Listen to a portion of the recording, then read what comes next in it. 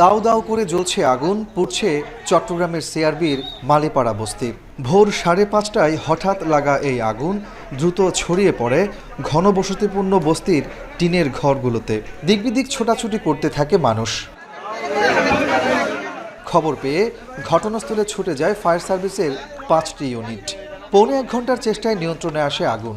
ততক্ষণে পুড়ে ছাই 20টি বসতঘর, যাতে পুড়ে যায় এসএসসি পরীক্ষার্থীর প্রবেশপত্র সহ প্রয়োজনীয় নানা কাগজ। কোলগ্রাউন্ড স্কুল থেকে এসেছি, তো আমি সকাল ঘুম থেকে ওঠার সাথে সাথে দেখে আগুন। তো আমি এখানে অ্যাডমিট কার্ড হতে কিছু বাইর করতে পারি নাই।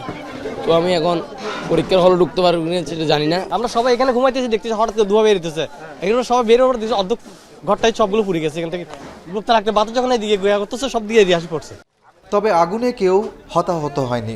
গ্যাস সিলিন্ডার থেকে আগুনের সূত্রপাত বলে ধারণা করছে ফায়ার সার্ভিস। আমরা এখানে মানুষের কাছে জানতে পারলাম, এখানে যে ঘনবসতি রেলওয়ের জায়গার ভিতরে এখানে গ্যাস সিলিন্ডার ব্যবহার করা প্রচুর, এবং গ্যাস সিলিন্ডারের আগুন থেকেই আগুনটা লেগেছে বলে আমরা জানছি। এখানে আমরা যারা কাজ করছি এবং যারা এখানে উপস্থিত ছিল, কাউকে আমরা হতাহত পাইনি।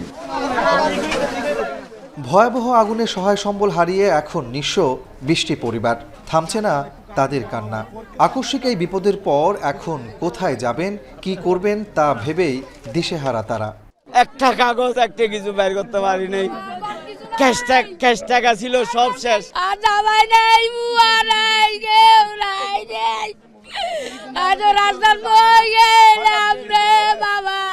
আগুন লাগতে আমি তাড়াতাড়ি ঘর থেকে জিনিস বাইর করতে চাইলাম, আমার ঘরে আগুন চলে গিয়ে আসা, আর কিছু বাইর করতে পারিনি। সকালবেলা তো অনেকে ঘর থেকে কিছুই বের করতে পারে নাই, তিল পরিমাণ একটা সুতো কেউ বের করতে পারে না এখান থেকে।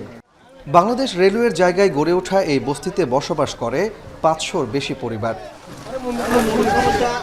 কাজী মাহফুজ, এখন চট্টগ্রাম। শাইনি চুলে এখন হবে সব হেয়ারস্টাইল। সিল্কোর দ্বিগুণ শাইনি চুল প্রতিদিন।